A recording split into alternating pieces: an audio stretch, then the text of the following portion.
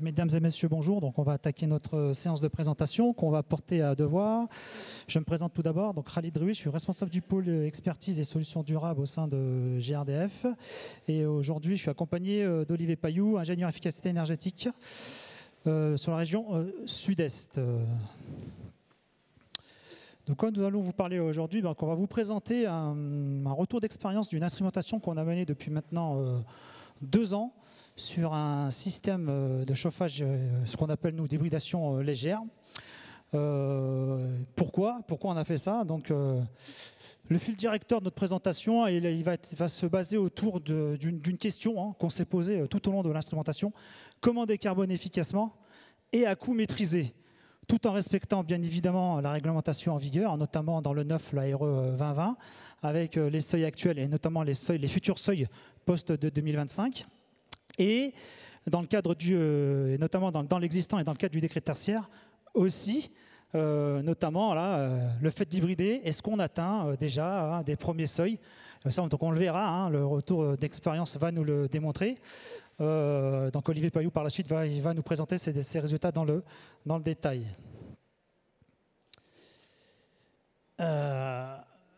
On a tendance aujourd'hui à favoriser, à mettre pour décarboner, à dire on va mettre du 100% thermodynamique, du 100% électrique. Donc c'est effectivement sur le papier, la PAC a des valeurs plutôt intéressantes avec des performances plutôt très très bonnes, que ce soit en énergie finale et en CO2. Mais il y a quand même quelques contraintes à prendre en considération, notamment la première, c'est la partie électrique. Est-ce que le réseau électrique est desservi sur place? Est-ce qu'on a la puissance électrique disponible? Dans notre cas, on le verra, la puissance n'était pas disponible. Voilà, donc il y a la deuxième contrainte, c'est l'emprise au sol. Donc plus on met des packs de puissance importante, plus en plus au sol est importante. Et un point aussi qu'on n'a pas noté ici, mais c'est le poids. Avec une PAC de 15 kg, ça pèse à peu près 120 kg. Une PAC de 250 kg, c'est plus de 2 tonnes. Donc le poids a quand même une importance prépondérante. La troisième contrainte, bien évidemment, c'est le bruit. Si je reprends mon exemple de précédemment, une PAC de 250 kg, c'est 96 décibels. Donc c'est l'équivalent d'une moto qui circule en ville, pour que vous puissiez l'imaginer.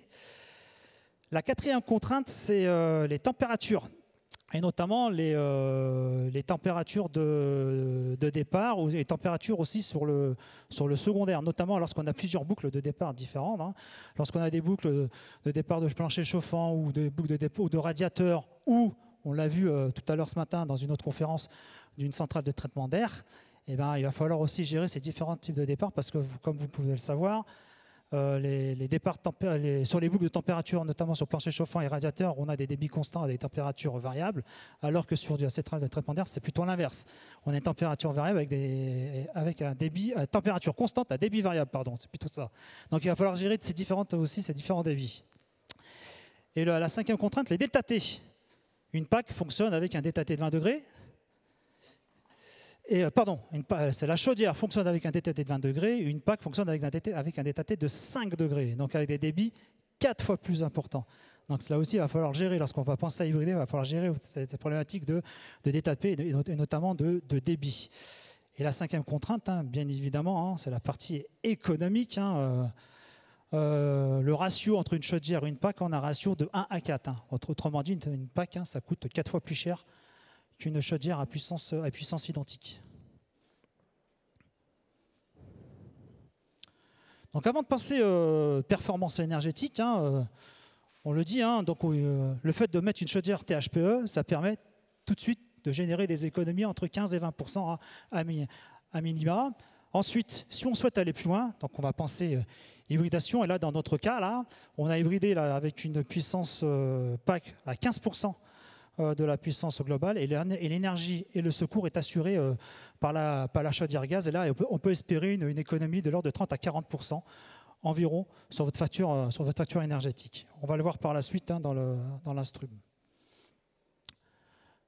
Concernant le dimensionnement de la PAC se fait bien évidemment à partir de la moindre tonne de chauffe, que vous voyez projeté ici.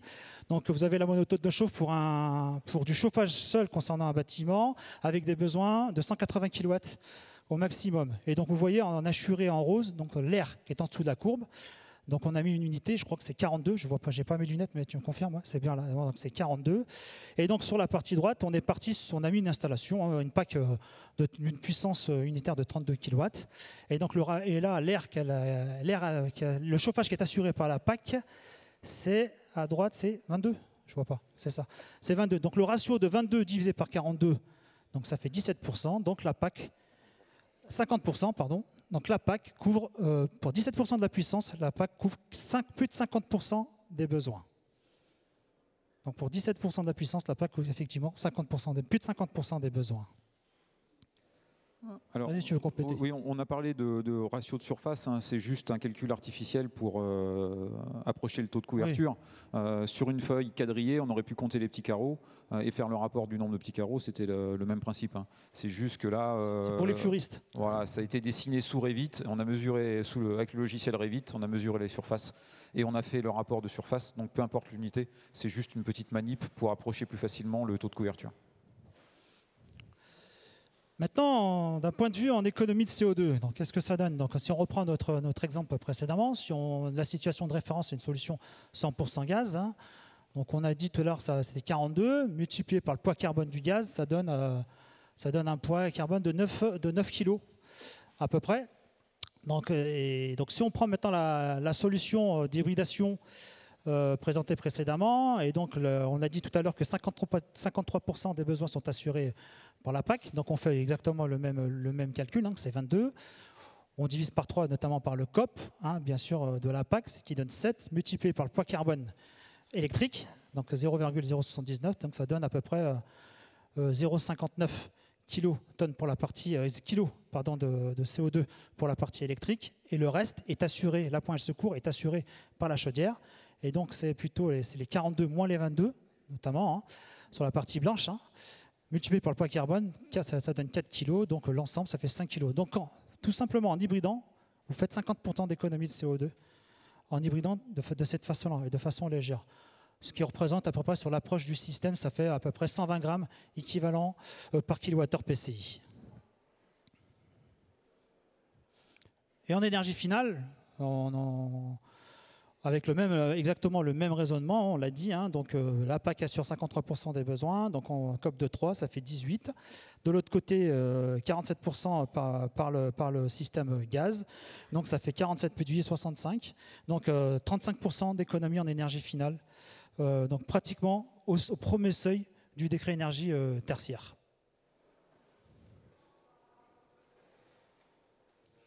Alors, donc tout ce qu'on vous a montré jusqu'à maintenant, c'est la partie théorique de l'histoire. Hein. Donc c'est bien joli de calculer tout ça. Maintenant, il faut vérifier sur le terrain comment se comporte ce raisonnement théorique. Alors, le départ de la réflexion, c'est novembre 2020, les annonces de nos ministres, Madame Pompili et Vargon à l'époque. Souvenez-vous, la presse avait titré « Le gaz est interdit ». C'est un petit peu là le départ de la réflexion. Donc, comment aller chercher des solutions qui sont économiquement intéressantes pour le maître d'ouvrage, donc minimiser l'investissement, mais qui sont malgré tout réglementaires. C'est un petit peu la présentation qu'on vous a fait jusqu'à maintenant d'un point de vue théorique, à travers cette approche d'hybridation légère et ce taux de couverture, ce rapport de puissance d'environ 15 à 20% pour la PAC par rapport à la puissance totale et le reste couvert par la chaudière. Donc on n'a pas été les seuls, hein, si vous voulez, en novembre 2020 à s'intéresser à ces sujets et à se poser la question notamment de 2025, comment on va aller chercher les seuils 2025 et dans quelles conditions financières. Typiquement, les bailleurs sociaux se sont posé la question un petit peu en même temps que nous quand même, et on a trouvé donc un terrain commun, un terrain de jeu commun sur ces questions d'hybridation. Comment ça s'est traduit? Ça s'est traduit par la mise à disposition par le bailleur social Logirem, qui est un des plus gros bailleurs de Marseille. Ils ont environ 25 000 logements en gestion intramuros à Marseille. Ils nous ont mis à disposition, à travers une convention de partenariat, un site existant que je vais décrire juste après, composé de 49 logements. Alors, pourquoi un site existant? Nous, on avait une approche réglementation RE 2020, mais avec un seuil 2025. Le problème, c'est que dès l'instant où on a commencé à se pencher sur le sujet, on était déjà en 2021, le temps d'avoir un bâtiment qui se construise, qui s'équipe, qui s'instrumente et qui se suive en data pendant une période suffisante pour consolider des données, on aurait déjà été au seuil 2025. Donc on a choisi délibérément de viser un bâtiment existant qui a un profil, on va dire, RE 2020. Qu'est-ce que j'entends par là? Des consos ECS prépondérantes par rapport aux consos chauffage et une enveloppe très correcte en termes de BBO. Pour vous donner un ordre d'idée, on était sur un BBC RT 2005 de très bon niveau. Donc ce profil de bâtiment correspondait à un profil RE 2020, c'est ce qui nous a décidé à le choisir, avec donc une chaufferie centralisée, 2 fois 15 logements en collectif et 19 villas en bande. Ouais, merci. Pardon. Alors, le petit schéma, je ne sais pas, est-ce qu'il va bouger? Oui. Là, c'est juste pour vous montrer les deux collectifs de 15, les 19 villas en bande, la chaufferie en bout de l'ensemble des villas et les systèmes thermodynamiques que l'on est venu greffer sur la chaufferie existante. Donc là, vous avez 2 pompes à chaleur, une de 15 kg et une de 12 kW. Donc là, on passe assez vite là-dessus. Les images de la chaufferie, on retrouve les packs. Alors le schéma hydraulique, j'ai dû le zapper, excusez-moi. Je vais revenir en arrière, excusez-moi. Ouais. Ça, c'est important qu'on s'y attarde quelques instants. Alors, on ne va pas détailler tout le schéma, hein, rassurez-vous, mais simplement pour que vous compreniez bien les grands principes. Les grands principes de cette installation, donc c'est une installation existante, hein, je le rappelle, aux alentours des années 2010. On va retrouver la chaudière ici. Alors, je vais me mettre là. On va retrouver la chaudière ici. On va retrouver les 2 packs que l'on a vus tout à l'heure sur les visuels. On va retrouver une des pièces maîtresses de l'installation qui est un ballon de stockage. Donc c'est un ballon tampon, un stock de puissance, appelons ça comme on veut, peu importe. Toujours est-il que là-dedans on va stocker du kilowatt ou du kilowattheure. Ensuite, qu'est-ce qu'on a comme usage? 2 usages principaux, bien sûr. On est en résidentiel, on va retrouver de l'eau chaude sanitaire à travers une cascade d'échangeurs en instantané. Et on va retrouver 2 réseaux radiateurs régulés 23 voies, un pour les villas et un pour les collectifs. Globalement, ce genre de ballon, alors c'est vrai qu'il est un petit peu particulier, c'est une marque qui s'appelle Ratiotherm, et ce ballon, c'est un ballon à stratification avec un système de canne d'injection qui va permettre de positionner le flux d'énergie à l'endroit où on veut et de quelque part forcer la stratification naturelle à l'intérieur du ballon. Alors on a la stratification naturelle, hein, le chaud monte, le froid descend. Donc ça se vérifie, ça se mesure sur un ballon classique. Et là, en plus, on va venir positionner les flux d'énergie. Hein, donc typiquement, je prends un exemple. Ma chaudière, je veux qu'elle travaille à des températures un petit peu plus hautes, sur des températures où elle est plus à l'aise que la thermodynamique. Et ben, la canne qui va amener la puissance de la chaudière va plutôt être positionnée sur le haut du ballon. Les packs, logiquement, je vais travailler sur des niveaux de température plus bas. Donc la canne qui va amener la puissance de la PAC va plutôt être positionnée sur un milieu de ballon. Idem sur mes départs. Mon départ ECS, où je vais attaquer mes échangeurs avec une consigne à 65 degrés à peu près, et ben ma puissance d'échangeur, je vais aller la chercher ici, en haut de mon ballon. Et à contrario, ma puissance de mes circuits régulés, je vais plutôt aller la chercher au milieu de mon ballon. C'est assez intéressant. Ce qui est surtout intéressant, c'est qu'on peut également positionner dans ce ballon une canne sur laquelle on vient positionner des sondes de température pour piloter les appareils. Ça veut dire qu'en fonction de où je positionne ma sonde, eh ben, je peux me faire une partie haute du ballon plus importante ou une partie basse du ballon plus petite ou inversement. Donc voilà un peu le schéma hydraulique de l'installation. Alors il y aura peut-être des questions, mais on prendra 5 minutes pour prendre les questions après. Donc ceci étant dit, je repasse sur le petit visuel. Donc là on va vite. La chaufferie, eh ben maintenant vous comprenez un peu mieux la cascade d'échangeurs. Vous avez les 3 échangeurs en instantané à gauche, dont un est dédié à traiter la boucle. La chaudière existante que bien sûr on a conservée puisqu'elle était en état, chaudière condense, c'est une chapée, mais peu importe, ça aurait pu être n'importe quoi. Et ensuite les 2 unités aérothermiques. Donc une PAC de 15 et une PAC de 12 kg. Donc 27 kg au total sur un besoin de 160. On n'est pas très loin des 18 à 20%. Les 2 PAC fonctionnent en cascade. Ce sont des packs haute température au R290. On les a choisis haute température exprès pour pouvoir se laisser la possibilité de tester des configurations différentes également. Et ce sont des packs de maisons individuelles, tout simplement. Voilà. Donc en termes d'investissement, on est sur des solutions qui sont à coût largement maîtrisés.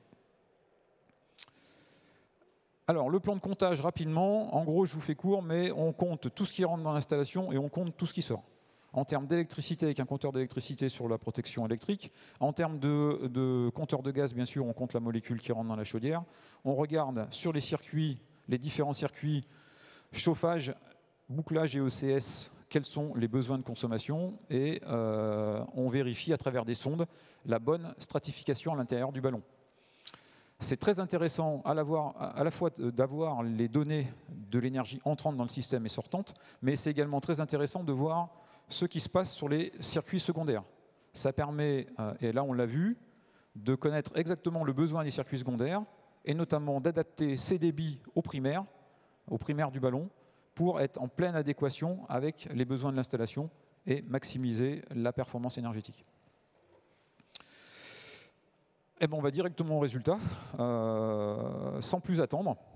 Les résultats, donc vous avez sous les yeux ici la reproduction d'une année complète. Hein, donc on part de janvier 2022, fin d'année, janvier 2023, pardon, excusez-moi, jusqu'à fin d'année 2023. Le code couleur, il est très simple. Le bleu, c'est l'énergie apportée par les packs, et le orange, c'est l'énergie apportée par la chaudière. J'ai corrélé à tout ça la température moyenne extérieure journalière, en gris, donc avec l'échelle qui se trouve sur votre droite. Donc, étant donné que c'est une moyenne journalière, je n'ai pas de température extérieure. Même si le site il est à Trette, c'est au-dessus de Marseille, au pied de la Sainte-Baume, on a eu quand même du -5, du -6 en température extérieure, ce qui nous a permis aussi de voir l'installation, comment elle se comportait sur des températures négatives. Donc c'était plutôt intéressant. Mais vous ne retrouverez pas ces -5, -6 ici, dans la mesure où c'est moyenné la température sur 24 heures. Donc on peut voir 3 phases distinctes sur ce rendu. Une première phase, premier tiers, gauche de l'écran, jusqu'à peu près au mois d'avril, parce que je crois que le chauffage a dû être coupé autour du 22 avril ici. Première phase de l'expérience où on a demandé, alors je remets dans le contexte, mais on est sur une expérimentation RE2020. On veut montrer la capacité d'une installation à coût maîtrisé, à décarboner, comme la RE2020 nous le demande. Hein, donc si je vous prends le seuil RE2020 2025 sur le IC énergie, on passe de 14 kg à 6,5 kg. Donc globalement, il faut diviser par 2 les émissions de gaz à effet de serre. Donc l'intérêt du démonstrateur, c'est de se dire j'hybride léger, comme vous l'avez vu, moins de 20% de la puissance. Et par contre, à la fois en investissement, je suis compétitif, mais également réglementairement, je passe. Donc première partie de l'écran, premier tiers, je décarbone à bloc. C'est pas compliqué, je dis à la PAC, je lui mets le consigne à 70 degrés et je lui dis tu travailles autant que tu peux. Donc, bien sûr, étant donné qu'on a des besoins de chauffage et ECS, la PAC n'atteint jamais la consigne sur cette période-là, par rapport à la puissance qu'elle couvre, c'est logique. Et donc, sur cette période, elle tourne, elle décarbone. Donc, vous voyez très nettement qu'en bleu, elles arrivent, les deux à fournir en cascade, elles arrivent à fournir un niveau de besoin quasiment constant. Et on voit très bien par rapport à la température extérieure, quand la température extérieure qui diminue, et à ce moment-là, la chaudière prend le relais et vient compléter les besoins. Par contre, la PAC, elle se dit je décarbone, donc je tourne. Donc ça, c'est la première phase de l'expérimentation. Globalement, jusqu'au mois d'avril, on a testé cette config-là. Ensuite, vous avez la partie, on va dire, printemps et été. Donc on voit très nettement, les besoins diminuent, c'est logique. Hein, déjà, on n'a plus besoin de chauffage, on fait que de l'ECS. Et on arrive sur cette période où la PAC couvre 100% des besoins. La PAC couvre 100% des besoins parce que c'est une PAC, comme je l'ai dit en introduction, haute température, et que je lui demande de décarboner, de faire le maximum de ce qu'elle peut donner. Donc là, on a toute cette période estivale, vous voyez, même si elle est un petit peu tronquée, je vous expliquerai pourquoi par la suite, on a toute cette période estivale où la PAC est en capacité de couvrir 100% des besoins. Alors encore une fois, 2023, on a eu un été assez chaud. Donc bien sûr, en termes de consommation ECS, vous avez déjà une eau de réseau qui n'est pas à 12 degrés comme on peut la trouver à Chambéry. Et puis ensuite, la température d'utilisation de l'eau chaude sanitaire, on ne prend pas des douches à 60 degrés. Donc bien sûr, il y a un besoin d'ECS qui à ce moment-là réduit et modeste. Mais malgré tout, on a quand même 50 logements et mes 2 petites PAC arrivent à couvrir allègrement les besoins de l'ensemble des logements. Alors ensuite, troisième et dernière phase de l'opération, redémarrage du chauffage aux alentours du 10 novembre. Là. Je me souviens plus exactement, mais c'est à peu près ça. Là, on a choisi un mode de fonctionnement un petit peu différent parce que, alors décarboner, c'est une chose, mais on se replace dans le contexte. Le JRM, c'est un bailleur social, et le but premier d'un bailleur social, c'est de maîtriser les charges locatives. C'est des gens qui ont cet objectif en tête. Et donc là, pour le coup, quand on décarbone, on n'est pas forcément dans une maîtrise des charges locatives. Après, il faut choisir son combat, c'est un sujet différent. Donc là, on a choisi un fonctionnement optimisé, c'est-à-dire qu'on va utiliser la partie thermodynamique quand, en termes de coût d'exploitation, c'est intéressant, et la chaudière vient faire le complément, comme vous le voyez. Donc du coup, on va décarboner un petit peu moins. Et tout ce que je viens de dire, ça va se traduire à travers les coefficients de performance que l'on va approcher à la planche d'après. Alors, donc là, vous voyez, vous l'avez en valeur absolue. Ce qui est intéressant, c'est de montrer la même chose. Alors bon, ça, je viens de le dire, ok. C'est intéressant de montrer la même chose en valeur relative. Donc là, c'est le même graphe. Je voulais passer sur une base 100. Et on a fait le calcul moyen de taux de couverture.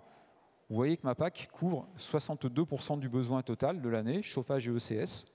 Et je rappelle encore une fois, je suis en hybridation légère à moins de 20% de la puissance totale.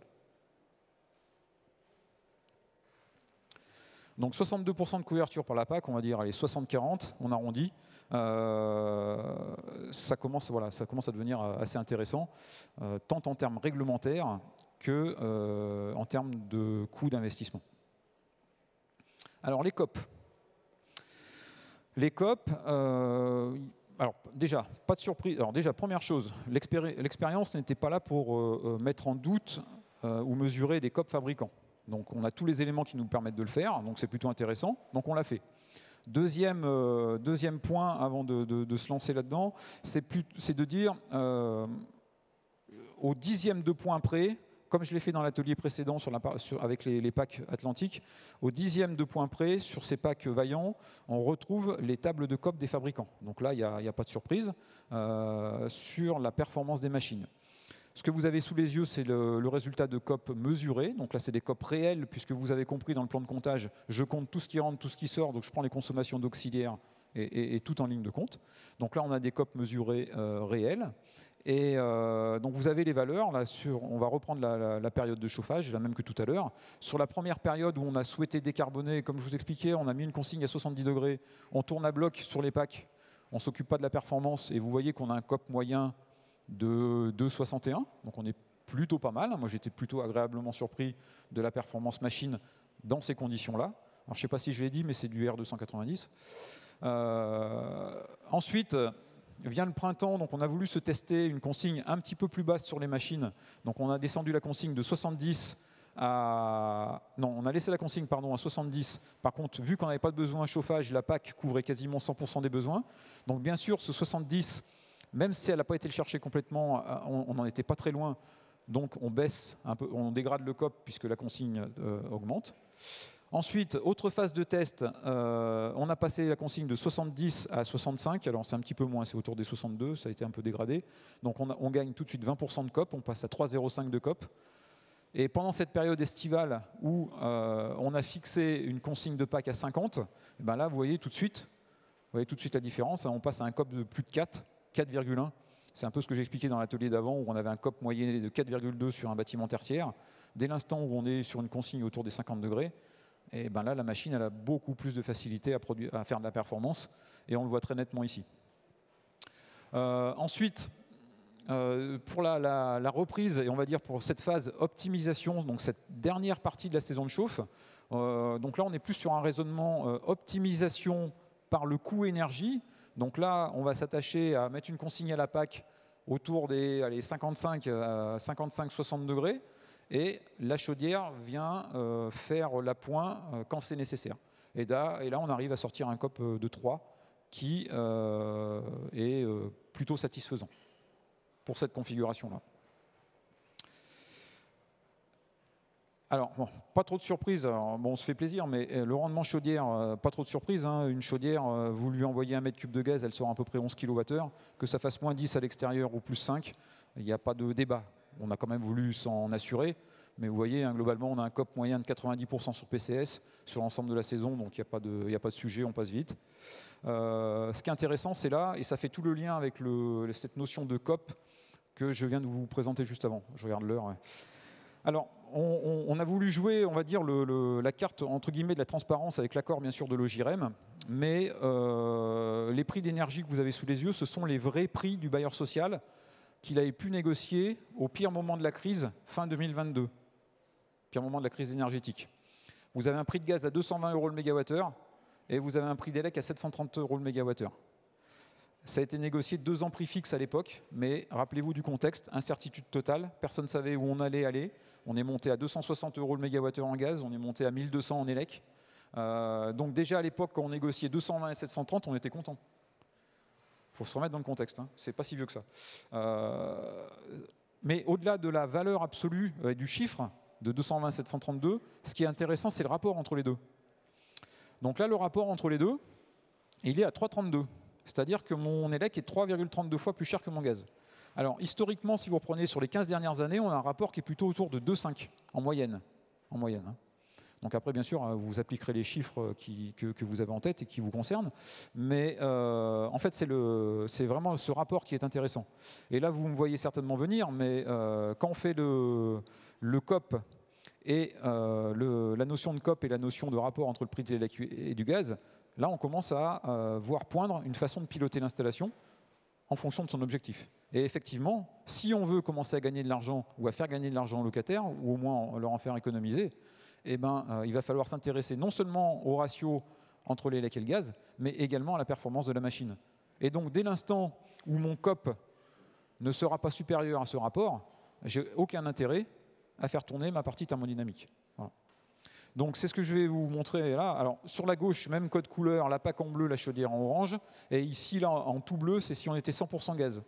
Ce qui est intéressant, c'est de superposer les deux. Quand je superpose les deux, mon système gaz devient gris et ma PAC hybride, enfin mon système hybride reste avec le même code couleur. Regardez le nombre de semaines où le gris dépasse les barres de couleur. Il n'y en a quand même pas beaucoup. Ces semaines-là, vous l'avez compris avec le COP tout à l'heure, elles vont se retrouver sur la période estivale. Dès l'instant où j'ai un rapport, où j'ai un COP supérieur à 3,32, eh ben, je vais commencer à gagner de l'argent à travailler avec mon thermodynamique. Mais vous voyez ici que ça concerne quelques semaines, en l'occurrence sur cet exemple, avec un rapport de 3,32. Ça ne représente que quelques semaines de l'année. Donc après, ça peut apporter on va dire, cette façon de piloter l'installation et cette façon d'entrevoir, en fonction de son objectif, d'entrevoir le fonctionnement de son système hybride.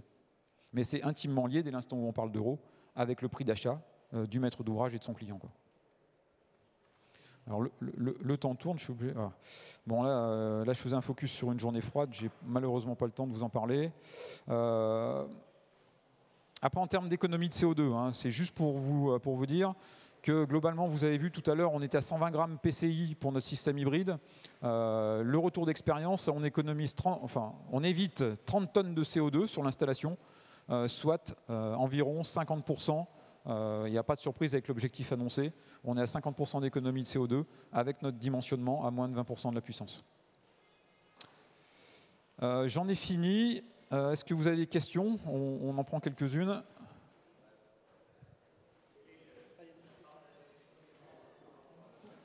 Oui, pour que tout le monde entende la question.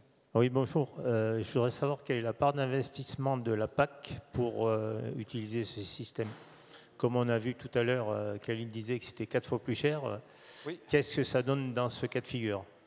Alors dans ce cas de figure, il n'y a pas eu... Au départ, il n'y a pas eu sujet investissement, dans la mesure où ce cas de figure-là était un démonstrateur RE2020, donc on ne s'est pas posé la question de l'investissement. Par contre, en termes de retour d'expérience, on voit que sur une installation de 50 logements, l'investissement thermodynamique, ça a été de positionner 2 packs de maisons individuelles. Donc une pack de maisons individuelles, ça coûte, allez, on va dire 8 000 € prix net installateur. La chaufferie est juste derrière, on a 6 mètres de tuyauterie, on se raccorde sur le ballon, l'investissement il est ridicule. Allez, on va dire on va mettre 20 000 € sur la table pour implanter les 2 packs. Le bailleur social avait étudié la transformation de cette chaufferie-là sur une chaufferie 100% thermodynamique, on était à un peu plus de 200 000 €. Voilà. On refait le primaire, faut implanter la PAC, Rally l'a dit tout à l'heure, hein, une PAC de 200 kg, c'est 2 tonnes 8, c'est la taille d'un Renault Master. Donc, vous voyez, on est sans commune mesure en termes d'investissement. Si on fait pour le neuf, si on essaye d'approcher cette notion économique pour le neuf, les fabricants le diront, vous irez les voir, ils diront mieux que moi. Globalement, une chaufferie classique sur une base 100 étant l'investissement en 100% thermodynamique, une chaufferie gaz naturel, on est à 25. Un système hybride se positionne pile entre les deux, entre 50 et 60 sur cette base 100. Donc ça veut dire que par rapport à une solution thermodynamique, sur une installation complètement neuve, je parle bien pour la partie production, on est 2 fois moins cher, en gros. Ça demande à être confirmé par les fabricants, mais vous pourrez aller les voir, je ne pense pas qu'ils vous disent le contraire. On est à peu près sur cet ordre d'idée. Je ne sais pas si j'ai répondu, c'est bon ? Oui, sur la partie coût d'exploitation. Alors sur la partie exploitation, un abonnement en gaz sur ce genre d'installation, on est sur ce qu'on appelait dans le temps un abonnement B2I, c'est environ 300 € par an sur l'abonnement gaz. C'est sans commune mesure avec de la puissance souscrite en ELEC, hein, où on est à 45 € le kVA à peu près souscrit. Voilà. Il y avait une question, monsieur, je crois ?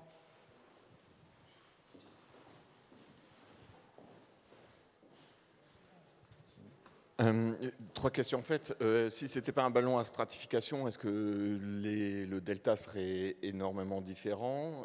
Est-ce que si on est dans le cas de plancher chauffant par exemple, on peut du coup utiliser aussi la PAC pour faire du refroidissement l'été? Est-ce que c'est toujours compatible un petit peu avec ce système? Et enfin, est-ce qu'il y a des subventions? Là c'était un démonstrateur, mais est-ce qu'on rentre finalement dans des cases de subventionnement? Alors, première question, ballon à stratification. Donc là, on vous a présenté un ballon à stratification parce qu'on a voulu reprendre complètement l'existant, amenuiser la partie investissement. Donc on a gardé le ballon et ça marche très bien. C'est un ratio therme qui avait été dimensionné, alors personne n'a relevé, mais pour du solaire thermique à la base. Donc on l'a conservé. Y a pas de, ça marche très très bien. On aurait pu faire avec un ballon plus petit et un ballon classique qui est aujourd'hui au catalogue des fabricants depuis déjà pas mal de temps. Donc il n'y a pas de sujet de ballon, ça marche aussi bien sur un ballon un peu plus classique. Sur la partie plancher chauffant, alors c'est l'avantage de l'hydraulique, hein. Globalement c'est la magie de l'hydraulique, on fait à peu près ce qu'on veut. Donc effectivement on aurait pu imaginer une partie de l'installation avec... alors, ça aurait demandé une configuration hydraulique et un schéma différent, bien sûr, hein, mais on peut tout à fait imaginer des installations avec cette PAC qui va l'été assurer du rafraîchissement, entre guillemets, en allant faire circuler de l'eau glacée. Oui, tout à fait, ça peut se faire. Et en termes d'investissement, en termes d'aide financière, vous allez trouver des aides financières sur la partie thermodynamique d'une manière classique. Ce n'est pas une surprise de dire que les aides financières sur les solutions gaz, on n'a quasiment plus rien ou plus grand chose, notamment sur les solutions collectives, à part quelques C2E jusqu'à la fin de l'année, je pense, à voir l'année prochaine. Mais ce qu'on regarde, nous, dans cette partie investissement, c'est le reste à charge. C'est-à-dire que sur une installation de 200 kW, quand vous comparez un investissement avec une chaudière de 200 kg, une PAC de 40 versus une PAC de 240 kg pour assurer les mêmes besoins, même si vous avez des aides sur la partie thermodynamique, ce qu'il faut regarder, c'est le reste à charge. Et vous serez plus bas en reste à charge avec la solution hybride légère. C'est garanti. Voilà.